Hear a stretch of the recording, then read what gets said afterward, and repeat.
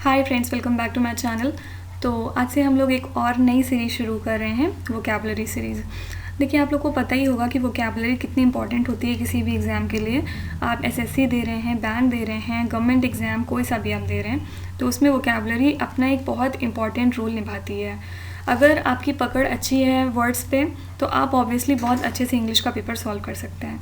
और जहाँ तक स्टेनो की बात है, उसमें आपको पता ही है कि 100 नंबर की इंग्लिश आती है, तो वहाँ पे वेटेज और ज़्यादा हो जाता है आपके वोकैबुलरी का। उसमें 30 to 40% ऑब्वियसली यहाँ से आने वाला है। और एक चीज़ ये कि वोकैबुलरी कोई ऐसी चीज़ नहीं है जो आप एक दिन में पढ़ के ख़त्म कर सकते हैं या फिर आप रातों रात उसको निपटा सकते हैं।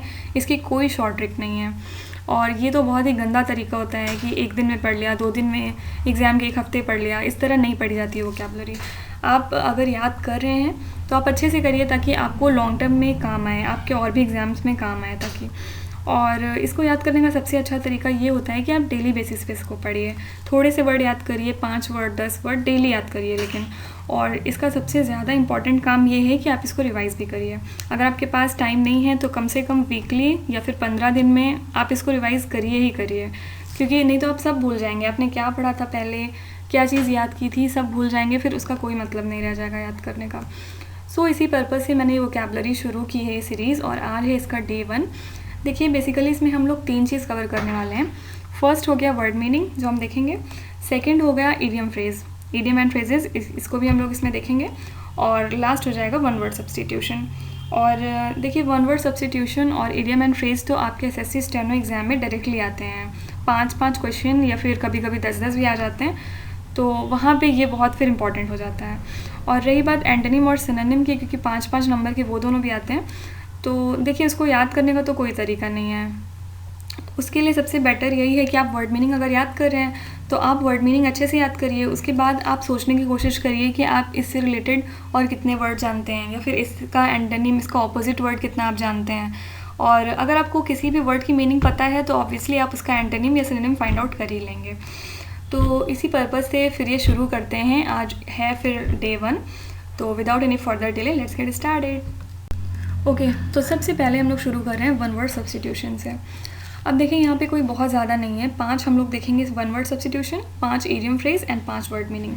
तो ऑब्वियसली ये कोई बहुत बड़ा टास्क नहीं है आपके लिए, आप बहुत ईजिली ये आराम से याद कर सकते हैं।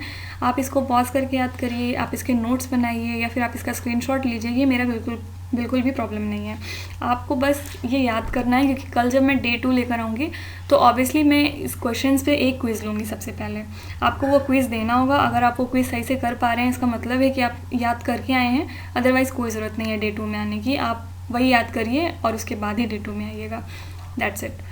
तो कमिंग बैक, सबसे पहला है यहाँ पे गवर्नमेंट बाय द ऑफिशियल्स।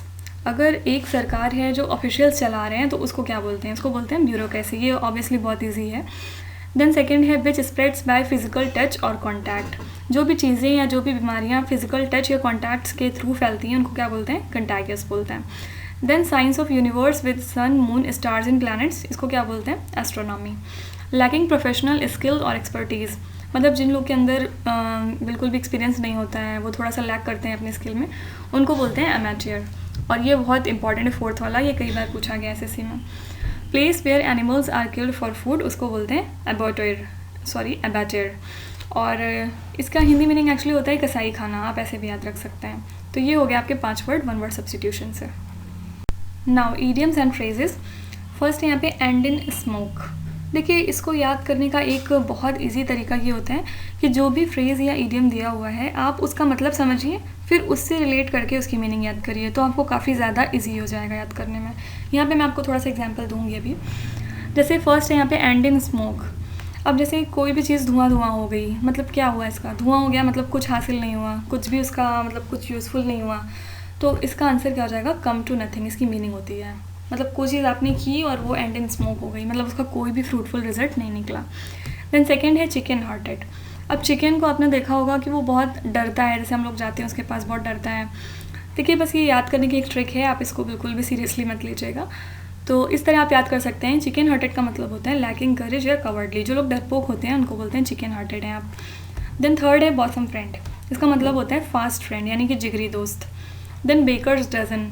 अब देखिए ये इतना कंफ्यूजिंग है। डज़न का मतलब आप जैसे ऑप्शन में आपको दे दिया 11, 12, 13, 14। अब डज़न का मतलब आपको पता है कि 12 होता है, तो अब यहाँ बहुत सारे लोग इसको 12 टिक करके आ जाएंगे, लेकिन इसका सही मतलब ये होता है कि कोई भी चीज़ अगर 13 है तो हम उसको बोल देते हैं कि ये बेकर्स डज़न है। देन लास्ट है ऐड फ्यूल टू फायर। ये बहुत आसान है कि कोई भी चीज़ बिगड़ी हुई है, कोई हालात ख़राब हैं, तो आप उसमें कुछ और करके और भी ज़्यादा हालात ख़राब कर रहे हैं, तो उसको बोलते हैं to make a matter worse. Then यहाँ पे अब हम याद करेंगे 5 नए वर्ड। सबसे पहला है यहाँ पे कैलो, तो वन विथ लिटिल एक्सपीरियंस और नॉलेज। अब देखिए अब आप यहाँ पे थोड़ा सा सर्च कर सकते हैं कि एमेच्योर जो मैंने पहले कराया था और कैलो, इन दोनों में क्या डिफरेंस है। देन नंबर 2 है यहाँ पे बैरेज। इसका मतलब होता है structure built across a river, यानी कि बांध, इसको हिंदी में बोलते हैं बांध। देन थर्ड है appeasement, act of giving advantage to one party, मतलब गलत तरीके से आप किसी को अगर प्रॉफिट दे रहे हैं, थोड़ा आप पार्शियल हो रहे हैं, तो उसको बोलते हैं अपीजमेंट। देन फोर्थ है अक्लेम। ये बहुत ईजी वर्ड है, इसका मतलब होता है किसी की तारीफ़ करना, प्रशंसा करना। Then abyss. अबेस का मतलब होता है डिग्रेड, मतलब कोई चीज़ ख़राब हो जाना, नहीं सॉरी ख़राब नहीं, मतलब अबेस का मतलब होता है किसी को नीचा दिखाना, किसी को आपने गलत तरीके से नीचा दिखाया उसको बोलते हैं abyss. Alright, so that's it. यहाँ पे हम लोग ने 15 नई वोकैबुलरी सीखी है। ऑब्वियसली ये हेल्प करेगी आपको। और डे 2 में आप तभी आइएगा जब आप ये कम्प्लीटली याद कर लीजिएगा। कल इसका डे 2 आएगा। और इसके अलावा अगर आप मेरी स्टैटिक जीए की सीरीज़ फॉलो कर रहे हैं तो उसमें हम लोग डे 7 तक कंप्लीट कर चुके हैं। 7 दिनों में हम लोग ने 7 टॉपिक कवर किए थे। अगर आपको जीए पे भी अपनी ग्रिप अच्छी करनी है तो प्लीज़ रेफ़र इट ऑल्सो, आपको काफ़ी हेल्प मिलने वाली है। तो यहाँ पे और इस सेक्शन में हम लोग करने वाले थे actually test your previous knowledge, लेकिन आज डे 1 है तो ऑब्वियसली हम लोग ने पहले कुछ नहीं पढ़ा है, तो लेकिन डे 2 से हम लोग इसका टेस्ट भी लेंगे, इसका क्विज़ भी होगा यहाँ पे। Alright, so here I'm winding up the session. Thank you so much for watching till the end, and please stay tuned for the next part, for the next video, and please like, share and subscribe to my channel. Thank you so much.